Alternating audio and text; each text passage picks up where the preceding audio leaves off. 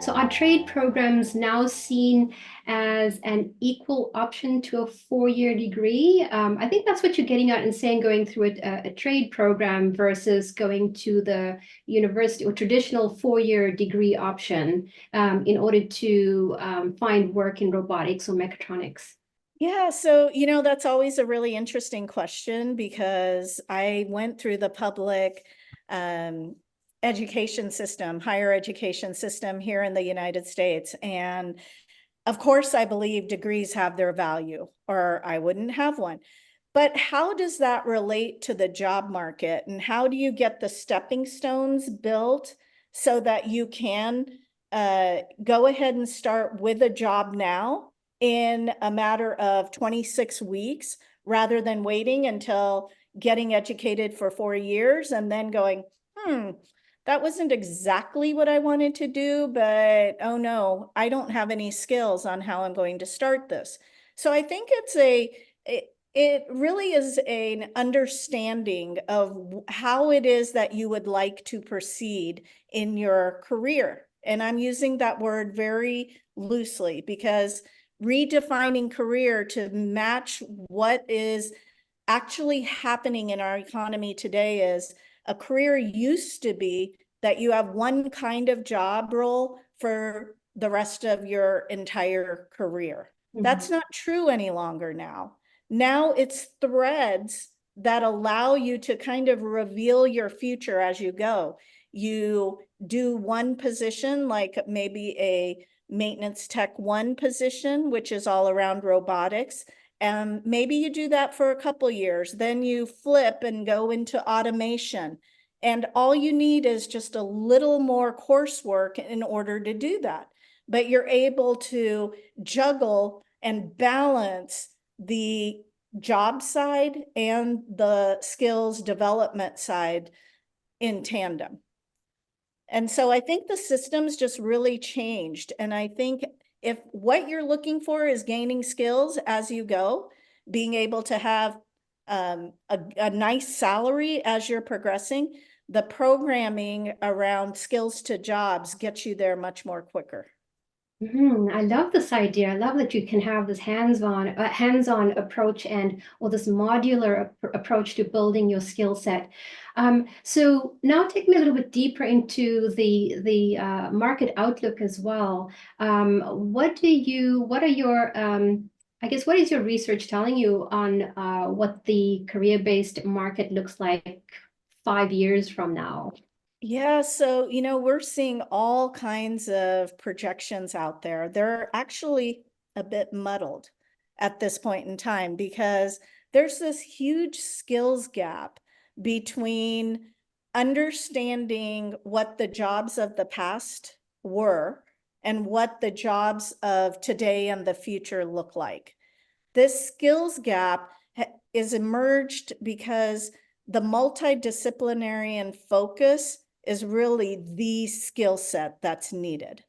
So knowing one thing is great, knowing IT, knowing how to program, that's great. But what are you going to do with that? And how are you going to mix it into a job role that gets you to where you want to go? So as far as the projections go, there are separate projections right now for different types of engineerings. There's different projections for IT. There's different projections for AI, the latest new artificial intelligence. There's different projections for AR, VR type of skill sets. When you start combining them, that's what you get from mechatronics. And the mechatronics skill set covers a little bit out of each of those things and puts them together in a way that allows you to be able to flourish and specialize down any of those careers. I think that's a missing understanding. It's a gap that is truly not yet realized as understanding that starting with a base of mechatronics, especially robotics driven, IT driven robotics or mechatronics, it allows you to open up and specialize as you go further in your career. I love this interesting comparison that you've made between mechatronics and IT careers as being a horizontal industry with applicability across diverse sectors and industries.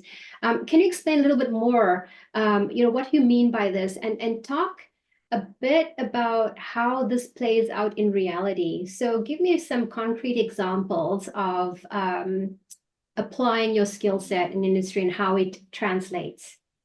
Yeah, sure. That's a great question. And I love the use of the word horizontal industry. So when we talk about a horizontal industry, it basically becomes a essential basic skill set that's applicable, mechatronics in this case, being applicable to multiple industries at large. So for instance, mechatronics in the semiconductor industry, that's going to be all around programming chips. Mechatronics in, for example, smart batteries, that's going to be all around how to make the absolute best battery, ensuring that it is IT driven and able to be used in various types of vehicles and other appliances that are out there. You take mechatronics, apply it to logistics and supply chain, and all of a sudden that becomes about the large conveyor belts and the factories, original equipment manufacturers, how they move product along and build it in an automated process.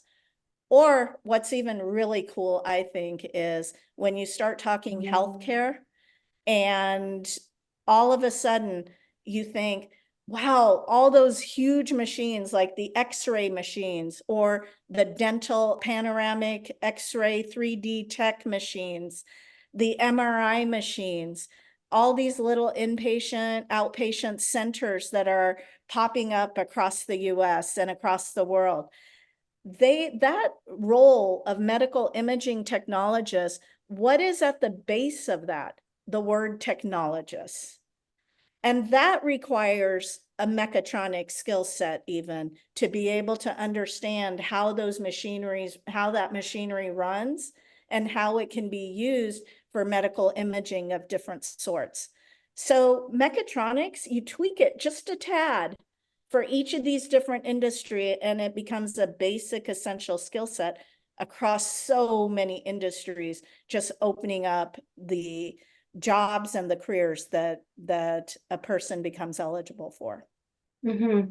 It makes me think about the future ahead for these jobs. Mechatronics jobs or mechatronics driven roles are often associated with advanced manufacturing. Sometimes advertised, as you said, with robotics technicians. We talk about equipment and maintenance, as you'd said, technicians and machine technicians.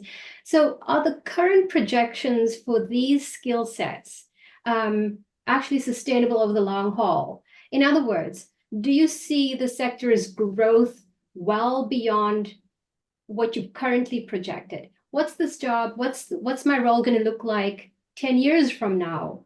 What is your long-term forecast in these roles and how are they going to evolve? I love this question.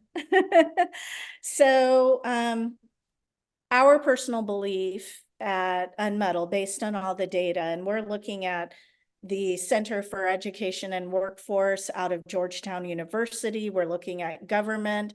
We're looking at real-time labor market information that we collect from various advanced manufacturing employers and companies out there. Based on our estimation, the growth of these jobs is actually way beyond what is out there. Why do we think that? Why is it beyond the 6% year over year that's actually being projected? It's because the realization of how these skill sets across IT, across mechanical, electrical, electronics, engineering, how they come together and in what combinations, that realization hasn't really hit because the curriculum and programming out there doesn't support those jobs. based on our estimations, essentially everything is going to be running off of, whether it's the small chip in your coffee maker, which you can get that today already, or whether it's the big robot that is being handled in huge manufacturing plants, or even if it's Rosie the robot coming from the Jetsons and each individual household having their robots. And those kinds of things have not yet even made it into general life for people like you and me. Once those start hitting, the explosive growth in these skill sets is just huge.